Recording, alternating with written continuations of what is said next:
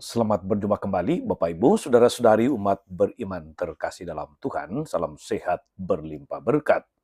Hari Kamis tanggal 14 November 2024. Saya Magus Cesar mengajak saudara-saudari merenungkan kutipan Injil Lukas bab 17 ayat 20 sampai 25. Kita dengarkan sabda Tuhan dalam nama Bapa dan Putra dan Roh Kudus. Amin. Sekali peristiwa, orang-orang Farisi bertanya kepada Yesus, "Kapan kerajaan Allah datang?" Yesus menjawab, "Kerajaan Allah datang tanpa tanda-tanda lahiriah. Tidak dapat dikatakan, 'Lihat, ia ada di sini,' atau 'ia ada di sana.' Sebab sesungguhnya kerajaan Allah sudah ada di tengah-tengahmu." Yesus berkata kepada para murid, "Akan datang waktunya kalian ingin melihat salah satu hari Anak Manusia itu, tetapi kalian tidak akan melihatnya.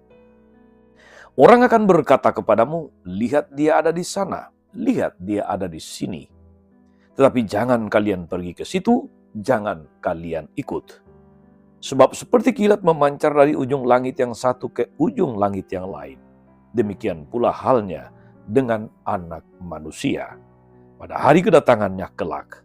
Tapi ia harus menanggung banyak penderitaan dahulu dan ditolak oleh angkatan ini."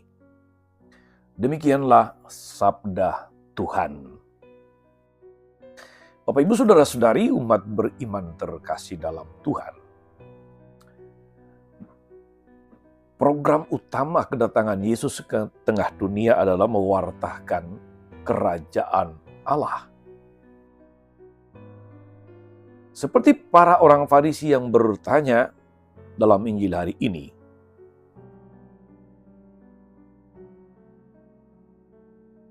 kapan kerajaan Allah itu datang? Bisa juga menjadi pertanyaan kita, saudara-saudari, kerajaan Allah itu seperti apa? Di manakah kerajaan Allah itu sebenarnya? Atau bagaimanakah wujud kerajaan Allah itu? Apa tanda-tandanya kalau kerajaan Allah itu sudah ada? Saudari-saudara umat beriman terkasih, Yesus menegaskan bahwa kerajaan Allah ada di tengah-tengah kita.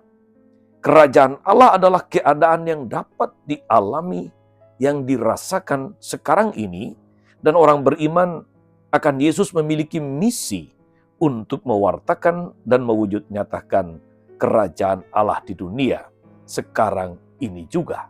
Jadi saudara-saudari, kerajaan Allah itu bukan soal tempat.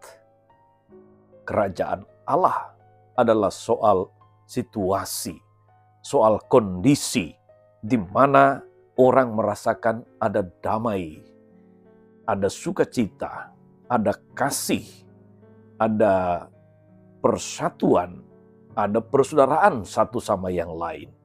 Di situ kerajaan Allah hadir.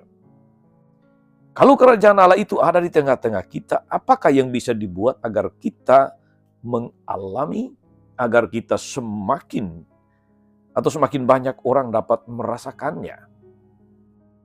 Kita belajar dari bacaan pertama hari ini, saudara-saudari, surat Rasul Paulus kepada Filemon. Dalam suratnya kepada Filemon, Paulus meminta supaya Filemon menerima, memaafkan, mengampuni Onesimus. Siapa Onesimus itu? Dia adalah budak yang melarikan diri ke Paulus. Kepada Filemon, Paulus mengatakan, terimalah dia sebagai saudara. Terimalah dia sebagai saudara. Dan Filemon melakukan itu.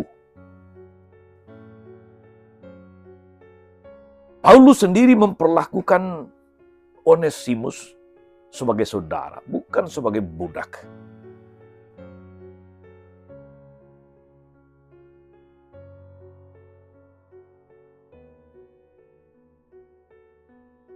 Maka Paulus meminta Filemon supaya menerima Onesimus sebagai saudara, dan dengan sukarela memperlakukan dia sebagai sesama saudara.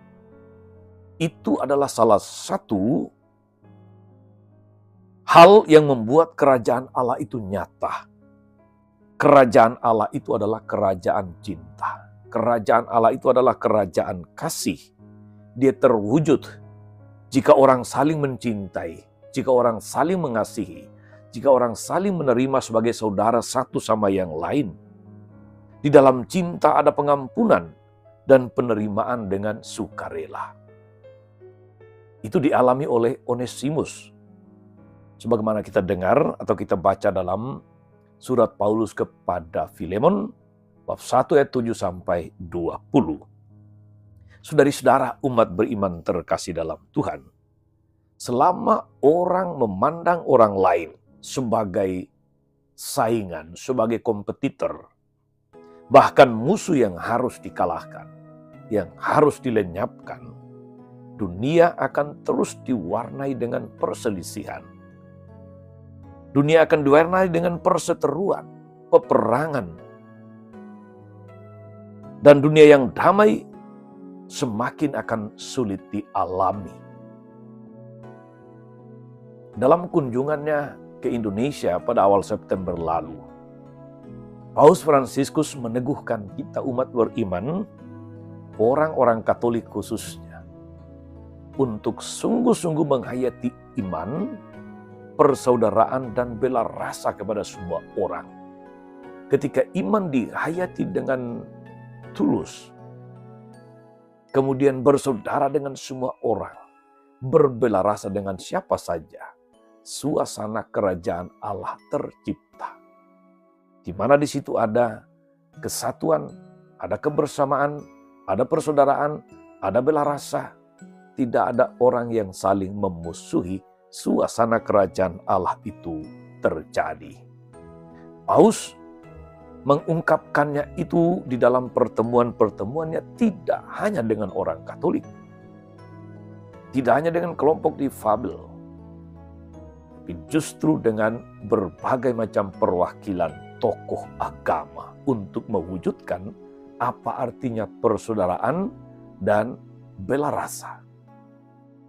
Saudara-saudara, umat beriman terkasih dalam Tuhan kita Yesus Kristus. Ketika tak ada penerimaan kepada saudara, kepada sesama, kepada katakanlah orang lain, maka tidak ada damai, tidak ada persaudaraan, dan dengan demikian suasana kerajaan Allah yang diimpikan juga tidak terjadi. Saudari-saudara, kedatangan Yesus itu berarti kedatangan kerajaan Allah. Sehingga Yesus berkata, kerajaan Allah sudah berada di tengah-tengahmu. Maka ketika Yesus datang dengan pewartaan utamanya kerajaan Allah, dan dia sendirilah yang membawa nilai-nilai kerajaan Allah itu, maka saudara-saudari di situ orang mengalami nilai-nilai kerajaan Allah. Orang mengalami suasana kerajaan Allah. Itulah yang kita temukan dalam kisah dalam Alkitab, saudara-saudari, ketika Yesus datang itu menjadi kabar gembira bagi dunia. Menjadi kabar baik bagi semua orang.